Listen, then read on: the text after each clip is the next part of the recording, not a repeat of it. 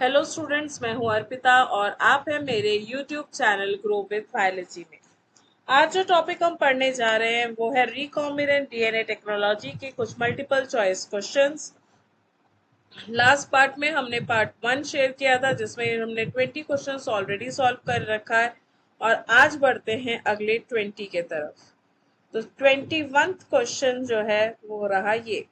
Electroporation uses electroporation techniques में किस तरह से काम होता है? हीट के कारण, इलेक्ट्रिक पल्स के कारण, लाइट के कारण या फिर साउंड के कारण?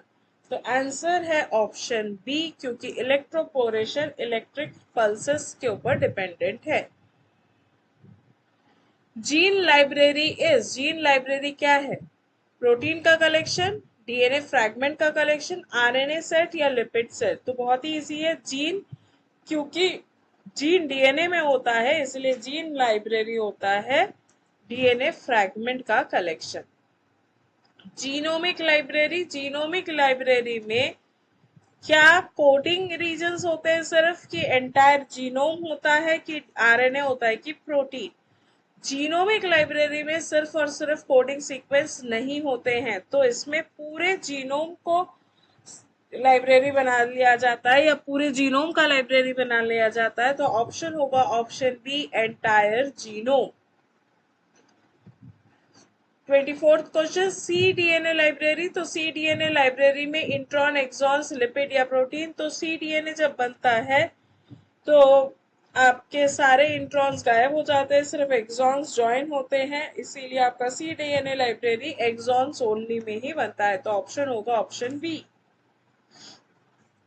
Question number 25, southern blot detect. Southern blot से आप क्या डिटेक्ट करते हो? आरएनए, डीएनए, प्रोटीन या लिपिड? तो southern blotting first blotting technique है, इसलिए ऑप्शन है इसका ऑप्शन बी, जो कि आता है डीएनए। तो सदर्न ब्लॉट जो है ये डीएनए को ब्लॉट करने के लिए यूज किया जाता है।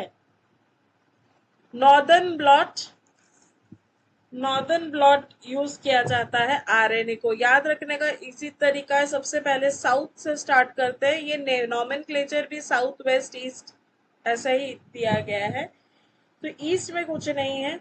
वेस्टर्न ब्लॉटिंग होता है, सदर्न ब्लॉटिंग होता है, नदर्न ब्लॉटिंग होता है। तो सदर्न ब्लॉटिंग अगर डीएनए है तो नदर्न ब्लॉटिंग आपका आरएनए होता है। तो नदर्न ब्लॉटिंग जो है दैट डिटेक्ट्स आरएनए, तो ऑप्शन बी। वेस्टर्न ब्लॉटिंग में डिटेक्ट होता है प्रोटीन। तो आपके सेंट्रल डॉगमा के जो 3 मेन कैटेगरीज होता है, डीएनए, आरएनए और प्रोटीन, तो ये होता है सदर्न ब्लॉट, नदर्न ब्लॉट और वेस्टर्न ब्लॉट। तो ये आप याद रखिए, ये बहुत इंपॉर्टेंट क्वेश्चन है, बहुत कॉमनली पूछा जा सकता है। डीएनए फिंगरप्रिंटिंग यूजेस, कौन सा टेक्निक यूज किया जाता है डीएनए फिंगरप्रिंटिंग में? तो डीएनए फिंगरप्रिंटिंग में सिंगल न्यूक्लियोटाइड पॉलीमॉर्फिज्म यूज किया जाता है। तो ऑप्शन है ऑप्शन ए। टैग पॉलीमरेज का सोर्स, टैग पॉलीमरेज क्या है? टैग पॉलीमरेज एक एंजाइम है जो कि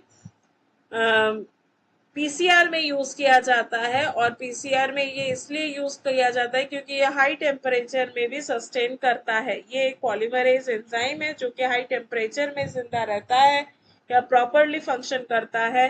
तो एक थर्मोफिलिक बैक्टीरिया से ये आइसोलेटेड है और एग्जाम्पल है थर्मस एक्वेटिकस। तो ऑप्शन है option B.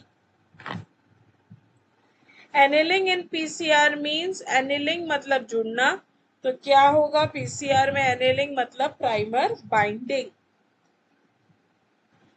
Denaturation temperature in PCR, denaturation temperature, हालांकि इसमें थोड़े से वेरिएबिलिटी होती है, हर एक का सेम नहीं होता है, फिर भी अप्रोक्सीमेटली हम जो रेंज बताते हैं वो होता है 72 to 75। तो ऑप्शन होगा, सॉरी, ऑप्शन 94 to 95। डीनेचुरेशन मतलब पहला स्टेप जहाँ पे दोनों स्ट्रैंड्स अलग होते हैं, तो ऑप्शन है सी, 94 to 95 degree Celsius.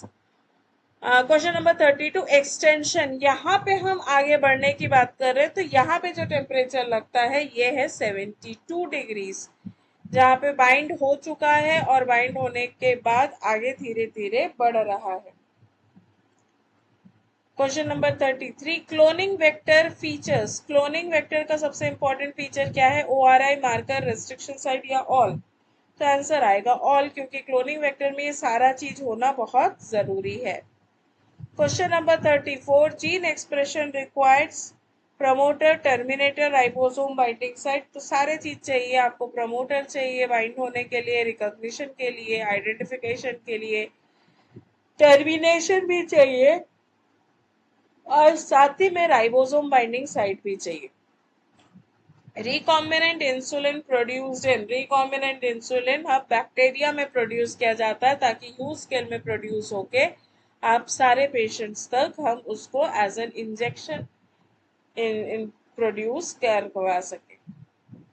Question number 36, bioreactor is used for. Bioreactor किस लिए काम आता है? बायोरिएक्टर होता है सेल कल्चर को लार्ज स्केल प्रोडक्शन में करने के लिए।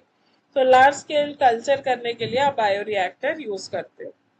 Question number 37, golden rice is an example of. Golden rice क्या है? जेनेटिकली मॉडिफाइड राइस है, जहाँ पे हम गोल्डन राइस में एक्स्ट्रा कैटेगरीज की बात करते हैं, एक्स्ट्रा क्वालिटी की बात करते हैं, जहाँ पे गोल्डन राइस के अंदर प्रोटीन एडेड होता है in addition to carbohydrate.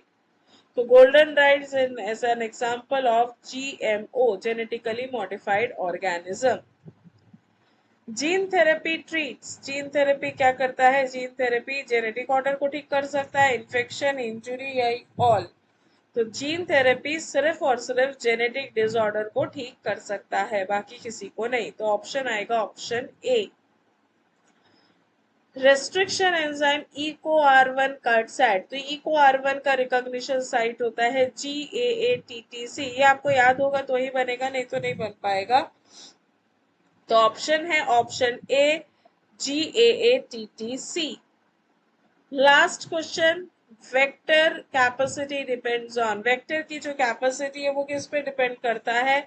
Size पे, होस्ट पे, इंसर्ट साइज पे, या फिर सारे सबके ऊपर? तो वेक्टर का कैपेसिटी सबके ऊपर डिपेंड करता है। उसका खुद का साइज क्या है, कौन से सेल में जा रहा है, कौन सा उसका होस्ट सेल है, और उसके साथ साथ जो इंसर्ट हम डाल रहे हैं वो इंसर्ट कितना बड़ा है उस पर भी डिपेंड करता है। तो ये है वेक्टर की कैपेसिटी। तो ये रहे हमारे रिकॉम्बिनेंट के कुछ 40 क्वेश्चंस। तो यहाँ तक बने रहने के लिए बहुत बहुत धन्यवाद। होप सो कि आपको ये क्वेश्चंस हेल्पफुल रहेंगे आपके MCQs को सॉल्व करने के लिए। अगर आपको अपग्रेडेड लेवल की वीडियोस चाहिए तो बिल्कुल कमेंट सेक्शन में मेंशन करिए। Thank you and happy study.